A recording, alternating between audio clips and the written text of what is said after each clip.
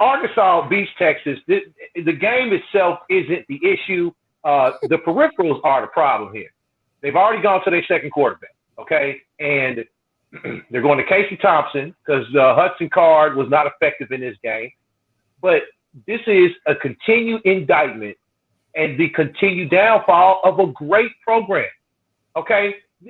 You have one of the most fertile recruiting grounds in the United States of America. You don't even have to leave your state, and you could field a national championship team with plenty of five-star recruits.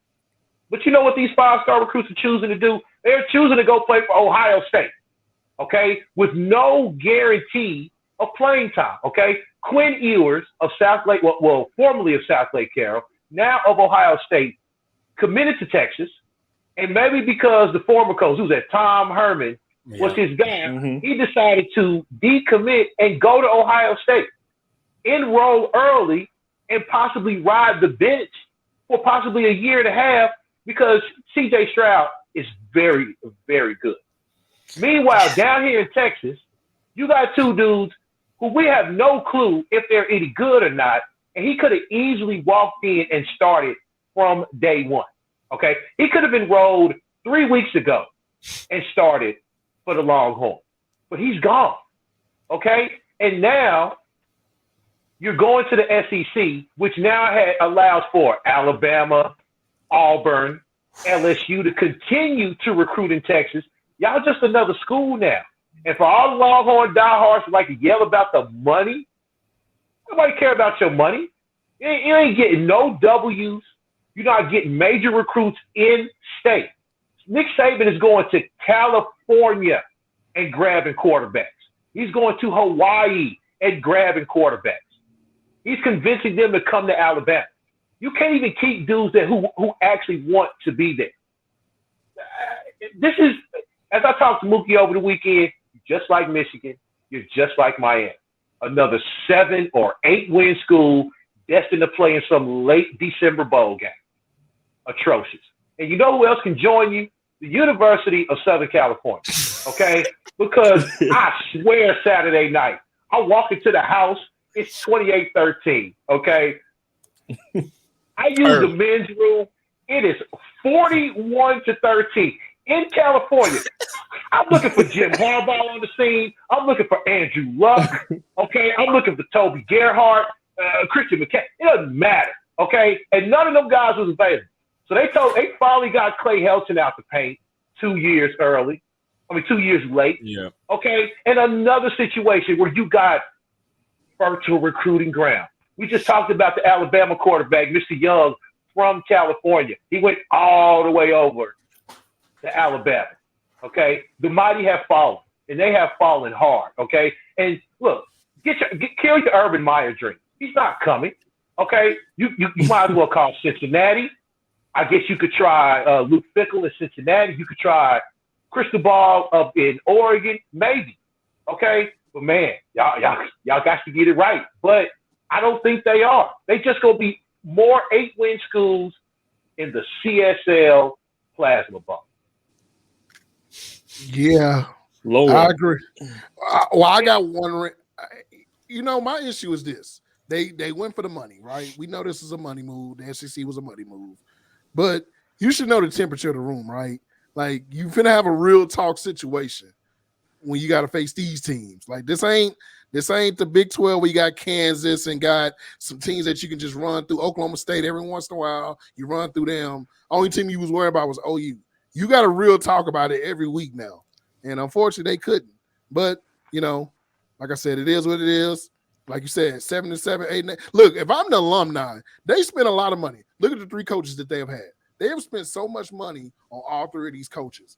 I believe that right now they have had the 3 highest paid, or at least in the top 10 of college. Those 3 top coaches 10. have been the top 10. Top 10 highest paid this year. They haven't been right since Nick Saban told them no. And he told them no for a reason, because he knew. Yeah. He knew the dysfunction that was going on down there. He was like, nah, bro, I can stay in Bama. They can pay my rent, and I can kick all y'all's asses for the next 10 years, okay? Texas is too full of themselves. USC is too full of themselves. And it's unbelievable that they're going to waste this nice recruiting ground that they have, all because they can't get it right. They can't get it right. I don't think they'll ever get it right. And even like going to the SEC, y'all not even going to sniff the SEC championship game at all. Y'all might even go like, 7-7 or whatever. Y'all may even win like 4 or 5 games going to the SEC. Look, as Chris said, there's no Kansas State. There are no Jayhawks. There's no Red Raiders. Okay? Look, Arkansas, the dregs of the SEC, put a 40-piece on y'all. Put a 40-piece on y'all. I literally thought Darren McFadden and Felix Jones were playing in that game with Matt Jones. Like I literally thought, like I thought for a second, am I sleeping on Arkansas? But another team, real quick, funny. Before I get to Dom and BMO. This happened last week. I didn't realize what your man Ed O had said to UCLA when he called him, when the fan was like they was taunting him, and he said, "I see you got your sissy blue on." You see what happened? They had to get a real talk about it too, and I just thought that was funny because LSU was just chirping, and they thought they were going to beat UCLA, and look what happened. And not only did they lose, bro, they got beat up. You went out west where we thought the Pac-12, the aptly named Pac-12, was soft, and Chip Kelly dusted off the playbook. It got to running on their ass, and man, LSU Twitter, woo-wee, that is a lot. Oh man, they was ready to hang Ed Ogeron out to dry. And I'm pretty sure Dom, who's has a counterpart on the Euphoria podcast, who is a LSU diehard. Oh, he was hurting. He was hurting. It brought me nothing but joy to see his pain. You know what else brought me so much joy? Seeing Ohio State lose to the Dennis Dixon not-led Oregon Ducks on Saturday. So, was it Joey Harrison out there? No. Hey.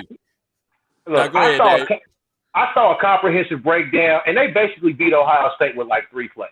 Okay, and the lack of speed on an Ohio State defense was glaring on Saturday. Bruh, between that and the fact that, because this ain't even, remember week 1, Dave, what did I say about the defense? Boy, it looks real easy to run an Ohio State defense right now. And yes, it is. Literally, Oregon was just pounding the football every single play, bro. Look, CJ Stroud is good, but this is like the 3rd game where he's had a very slow start. You know what I'm saying? Now, granted, kudos to Oregon defense because they got a lot of speed and they was in his face constantly all game.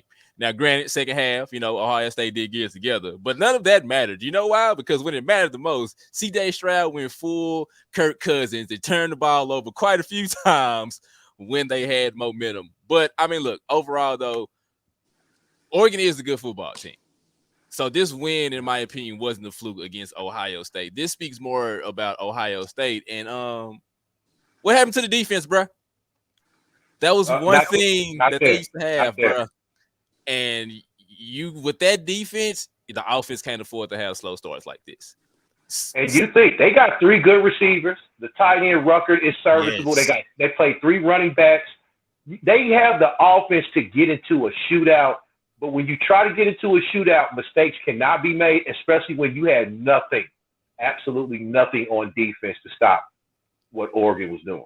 And to be honest with you, this isn't the defense to play from behind. You know what I'm saying? Like, well said. This team definitely has to play with a lead. So I'm looking forward to a bunch of failures. I got to get out of the laughs out now because Keck is gonna blow it. Like, the season is early, so I'm just waiting for, Khakis to do at the most inopportune, just blow the most important game. So I'm getting all of this out of my system now. But I will say, they did look good.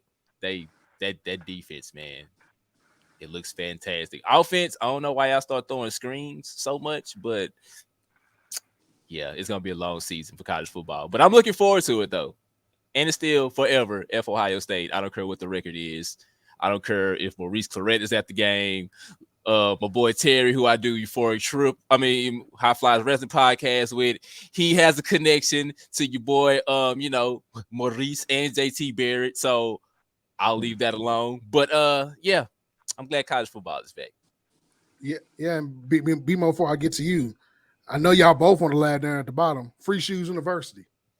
What happened? Okay. Woo!